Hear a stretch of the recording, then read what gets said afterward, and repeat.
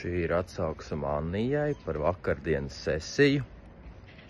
Vakar es konkrēti zināju, ar kādu tēmu es iešu sesijā. Un izrādījās, ka mums ar Anniju norezonē, viņai arī kaut kas līdzīgs bija tieši tajā dienā atgadījies. Un man tiešām reāli bija apriebusies mana ome.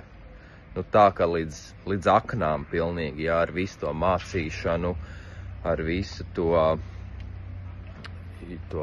ar visu mācīšanu, jo vienmēr man bija jābūt labajam renardiņam.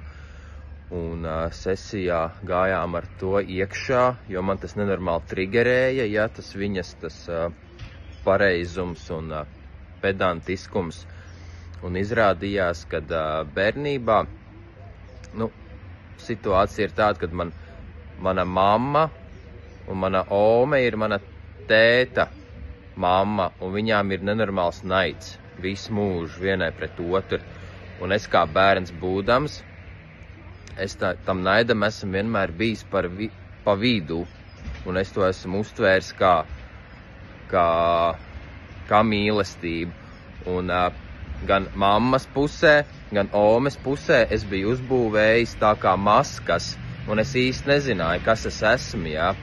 Un tāpēc man arī ir jāklausās tie pārmetumi, kad es taču tev tā neaudzināju, kas tev to ir sastāstījis, kas tev to ir samācījis, jā.